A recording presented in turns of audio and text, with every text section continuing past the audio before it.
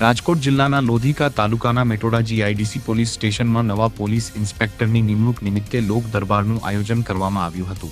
કાર્યક્રમમાં લોધિકા તાલુકાના વિવિધ ગામોના સરપંચો, આગેવાનો અને સ્થાનિક પ્રતિનિધિઓ મોટી સંખ્યામાં ઉપસ્થિત રહ્યા હતા.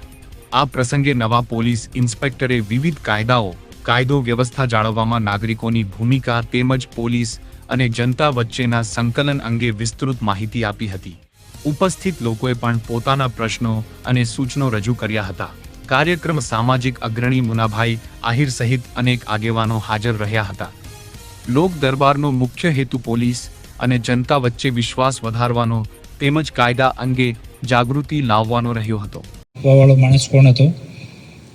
આનો જ ભાગ્યો હતો. પહેલા જો જેને અહીંયા લૂંટ થઈ એનો જ ભાગ્યો હતો. 5 વર્ષ પહેલાં ત્યાંથી નીકળી ગયો. તો 5 વર્ષ પહેલાં જાય પછી એને ખબર હોય ના કે એમ સરપંચશ્રીના ઘરમાં મળશે 50 લાખ રૂપિયા નહીં, તાલુકા સભ્ય છે તો એને ઘરમાં 10 લાખ રૂપિયા મળશે, તાઈ એકલા રહે છે, બુઝુર્ગ માણસ છે. આમ તો આ લોકોને વેરિફિકેશન કરવાનો અમે લોકો પ્રયાસ કર્યો છે. તો એક એપ્લિકેશન પોર્ટલ તૈયાર કરાય છે. તો આપ લોકો આમાં ગામડા સહયોગ કરજો. આપણે છેક સુધી કોઈ માણસને આપણે સ્પેર નહીં કરવાનો. એનાથી શું થશે કે આપણામાંથી કોઈ નહીં ઈચ્છે છે કે આપણા ખેતરમાં કોઈ મર્ડર કરેલો માણસ રહેતો હોય. કોઈ છે એવું? આપણી ફેક્ટરીમાં કોઈ માણસ એવો હોય જેના ઉપર 2-3 ગુના હોય, લૂંટના, ચોરીના, ધાડના, એવો માણસ આપણા ફેક્ટરીમાં કે આપણા કામ કરતો હોય કે આપણે અહીંયા કિરાયા ઉપર મકાન લઈને રહેતો હોય. તો તમે આમાં સહયોગ કરશો તો પછી અમે બેકગ્રાઉન્ડમાં વેરીફાઈ કરીને જે એવા લોકો છે એને છટણી કરીને અને અહીંયાથી બહાર કાઢવામાં આપ એક તો આમાં મદદ કરજો. બીજી વસ્તુ છે, આપણે હવે આ રોડ જે છે આ ગામ જેવો રોડ નથી રહ્યો, પહેલાં જેવો હતો આ નથી રહ્યો. 5 વર્ષમાં આ રોડની, આ એરિયાની તસવીર બહુ બદલાઈ ગઈ. અને નેક્સ્ટ 5 વર્ષમાં આપ જોશો જ્યારે આ પડદરીવાળો, લોધિકાવાળો આ એરિયો બહુ પ્રાઇવેટ નાની જીઆઈડીસી ઇન્ડસ્ટ્રી આવે છે, એવો ડેવલપ થઈ રહ્યો છે. તો આના રોડ પર ટ્રાફિકનું સ્વરૂપ આ બધું બદલાઈ જશે. તો આમાં સૌથી જરૂરી છે કે આપણે સ્વયંથી આપણે ટ્રાફિક રૂલ્સનું પાલન કરવાનું શરૂ કરીએ. હેલ્મેટ પહેરવાનું, સીટ બેલ્ટ લગાવવાનું, ગાડીમાં કાળા કાચ નહીં રાખવાના, નંબર પ્લેટ સારી રાખવાની. આપણા સ્થાનિક લોકો જે આપણા રૂલ થાય છે એવો કોઈ ઇસ્યુ હોય તો અમારી જો મદદ આપને જોઈએ આપ કહો તો આપણે બેસીને એના બંને ગ્રુપ્સને એક કરવામાં આપણે એકબીજાની મદદ કરીએ. ઓર સાવણે આવે છે સામે તો જુગાર થોડો ગામડામાં રહેશે તો પછી રેડ તો થશે. તો થોડો કોઈ આ વસ્તુઓમાં નહીં ફસવાનું. ઓર જો બી વ્યસન છે, જુગાર છે, એનાથી આપણા દીકરાનું પણ ધ્યાન રાખવાનું કે નાના દીકરાઓ કોઈ જગ્યા રાત્રિમાં નીકળે છે, ક્યાં જાય છે, આ થોડી વસ્તુનું આપણે ધ્યાન રાખવાનું. કાંઈ પણ રહો તમે કહો.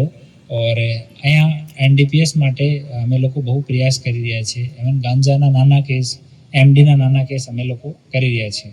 તેમ છતાં અગર કોઈ જગ્યા તમને એવું લાગે કે આ માણસ કે આ જગ્યામાં કોઈ બી એનડીપીએસ પદાર્થનું કે ગાંજાનો કે એમડીનું કોઈ વેચાણ થાય છે કે માણસ કોઈ ક્યારે યુઝ કરે છે તો પણ આપ ઇન્ફોર્મ કરો. આમાં એકદમ કડકથી કડક સકારાત્મક કાર્યવાહી કરવામાં આવશે.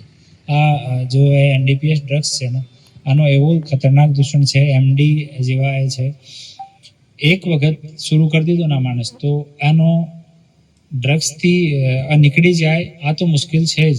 એનો જીવન બચી જાય અને સારો માણસો ફરીથી બની જાય આ બહુ મુશ્કેલ વસ્તુ છે. તો આપ આમાં પણ સહયોગ કરજો. કોઈ જગ્યાએ એવો દેખાય, કોઈ સૂચના મળે તો આપ જાણ કરજો. હું અમારા પોલીસ પરિવાર વતી આપ તમામ આગેવાનોનો આભાર વ્યક્ત કરું છું. અને જેમ તમે સહકાર કર્યો છે આમ જ આગળ સહકાર કરતા રહેજો. ઓર તાલુકા અધ્યક્ષ ઓર સરપંચ શ્રીઓ ઓર જિલ્લા સભ્યો, આપને એક રિક્વેસ્ટ છે કે ગામમાં આપના ફંડમાંથી સીસીટીવીની વ્યવસ્થા થઈ શકે. જેમ અમરેલીમાં તમામ ગામના લોકો છે પ્રણ લીધો કે દરેક ગામમાં અમે મેન પોઈન્ટ્સ ઉપર સીસીટીવી લાગી જાય તો કોઈ ચોરી ચકારી છે, લૂંટધાડ છે, આમ ડિટેક્ટ કરવાના પોલીસને બહુ મદદ મળે છે. આમ તો મેન પોઈન્ટ્સ ઉપર તો સરકારી કેમેરા લાગેલા છે, પરંતુ જે નાના અમુક પોઈન્ટો બચી ગયા ત્યાં આ વ્યવસ્થા થઈ જાય આપના તરફથી. અને થઈ શકે છે. હું થોડા દિવસ પહેલાં એસડીએમ સાહેબ સાથે પણ વાત કરી હતી, ત્યાંના એસડીએમ સાહેબ સાથે. તો એ કીધું કે સાહેબ કોઈ પંચાયતવાળો જે પોતાની આયોજનમાં 1 લાખ રૂપિયાના સીસીટીવી લગાવે તો હું એને અમારા ફંડમાંથી 1 લાખ રૂપિયા આપી શકું છું.